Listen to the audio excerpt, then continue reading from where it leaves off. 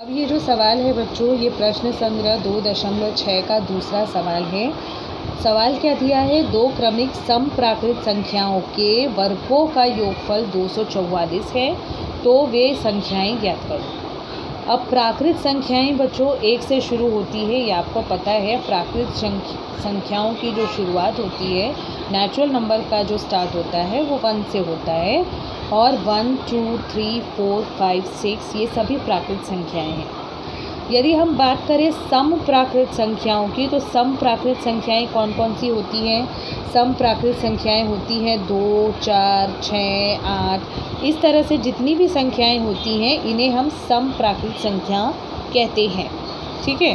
लेकिन हमें यह नहीं पता है कि कौन सी समप्राकृत संख्याओं की बात यहाँ पर हो रही है। हमें केवल इतना बताया गया है कि वे संख्याएं कैसी हैं, सम भी हैं और प्राकृत संख्याएं भी हैं।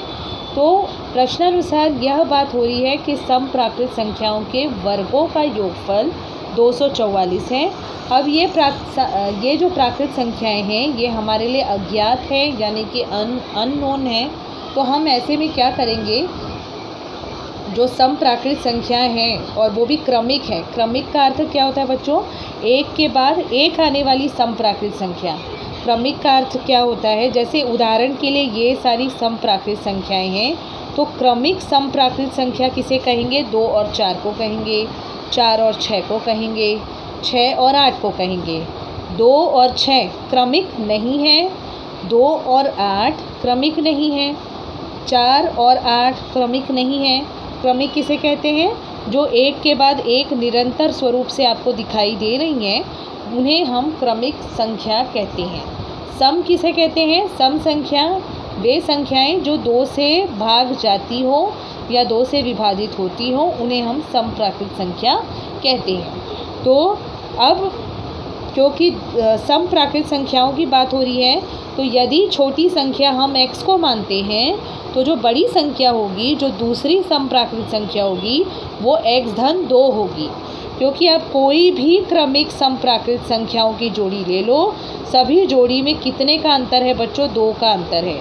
चाहे आप 4 में से 2 को घटाओ तब भी 2 का अंतर आता है, 6 में से 4 को घटाओ तब भी 2 का अंतर आता है, 8 में से 6 को घटाओ तब भी 2 का अंतर आता है। कहने का मतलब कोई भी 2 क्रमिक समप्राकृत संख्याओं का जब आप अंतर निकालते हो तो कितना होता है? 2 ही होता है। इसीलिए हम मानेंगे कि माना छोटी समप्राकृत संख्या जो है उसे हम मानेंगे x, और जो बड़ी वाली समप्राकृत संख्या है जो उसके क्रम में ही आ रही है, क्रमिक स्वरूप में आ रही है, उसे हम मानेंगे x-2, ठीक है। जैसा कि मैंने आपको बताया कि अंतर केवल 2 का ही हो रहा है, इसीलिए अगली जो बड़ी संख्या होगी वो उससे कितनी ज़्यादा होगी बच्चों? 2 ही ज़्यादा होगी ना। इसीलिए बड़ी समप्राकृत संख्या हम x-2 मानेंगे और छोटी वाली को हम मानेंगे x, ठीक है। अब प्रश्न में क्या कहा जा रहा है कि 2 क्रमिक समप्राकृत संख्याओं के वर्गों का योगफल 244 है। तो यानी कि हमें x का वर्ग और x-2 का वर्ग लेकर जोड़ना है। तो ये जो योगफल होता है वो 244 है, और ऐसा कहाँ से हमने लिखा है? प्रश्नानुसार लिखा है। ये जो शर्त रखी गई है, ये प्रश्न के अकॉर्डिंग हमें ये शर्त मिली है। अब हमें इसको हल करना है। x का वर्ग, अब x-2 का वर्ग लेना है, तो हम a+b² के फॉर्मूले से इसको हम ये विभाजित करेंगे, यानी एक्सपांड करेंगे। तो x का वर्ग लेंगे प्लस 2ab होता है, तो 2x और 2 सबका मल्टीप्लिकेशन जब हम करते हैं तो 4x होता है। इसके बाद b का वर्ग होता है, यानी 2 का वर्ग, 4 बराबर 244। इस तरह से अब इन दोनों को जब हम जोड़ेंगे तो ये हो गया 2x² plus 4x plus 4 minus 244 equal to 0। 2x² plus 4x जब हम इसको सॉल्व करेंगे तो ये हो जाता है -240 इक्वल टू 0। अब 2 जो है यहाँ तीनों संख्याओं में कॉमन निकल सकता है, क्योंकि 2 एकम 2 होता है, 2 दूनी 4 होता है। और 2 120 बार में 240 होता है। तो हम 2 को यहाँ से कॉमन निकाल लेते हैं। तो जब हम 2 को कॉमन निकालेंगे तो अंदर यहाँ पर 2x बच जाएगा, क्योंकि 2 दूनी 4 होता है ना। तो ये 2 हमने बाहर ले लिया, तो ये 2 अंदर बचेगा। इसके बाद ये माइनस साइन है तो माइनस, और इसको जब हम 240 को 2 से भाग देंगे तो 120 आता है। तो इस तरह से हमारा समीकरण मिला। अब 2 जो है यहाँ गुणे में है, इस तरफ पक्षांतरण करने से भाग हो जाएगा और 0/2 हो जाएगा। इसके बाद अगला स्टेप जो है, जब हम 2 से 0 को भाग देंगे तो 0 ही आने वाला है। अब हमें क्या करना है, अब हमें इसे हल करना है गुणनखंड विधि से। गुणनखंड विधि से हल करने के लिए हमें ऐसी 2 संख्याओं का चुनाव करना होगा जिनका गुणनफल आए -120 और जोड़ या घटाना करने पर आए -2। तो वे 2 संख्याएं कौन सी है बच्चों? आपको पता है 12 दहा में 120 होता है, और जब हम -12 लेते हैं और -10 लेते हैं तब हमें -120 ये गुणनफल मिलता है। और जब हम इन दोनों का योग या घटाना करेंगे, देखिए -12 -10 जो है ये इसका फाइनल आंसर जब हम जोड़ घटाना करते हैं तो क्या आता है? -2 आता है। इसीलिए वे 2 संख्याएं कौन सी हुई? -12 और -10। तो हम भी ये जो मध्य पद है इसको 2 खंडों में विभाजित करने वाले हैं। -12x -10x में हम विभाजित करेंगे। तो अगला स्टेप क्या होगा? x² -12x -10x, ये होगा बीच का खंड, और इसके बाद -120 बराबर राइट हैंड साइड में हमारे पास 0 है। अब हमारा नेक्स्ट स्टेप क्या होता है? पेयरिंग करना और कॉमन निकालना। तो x यहाँ से कॉमन निकलेगा, ब्रैकेट के अंदर x धन 12, यहाँ से -10 कॉमन निकलेगा, ब्रैकेट के अंदर x धन 12 = 0।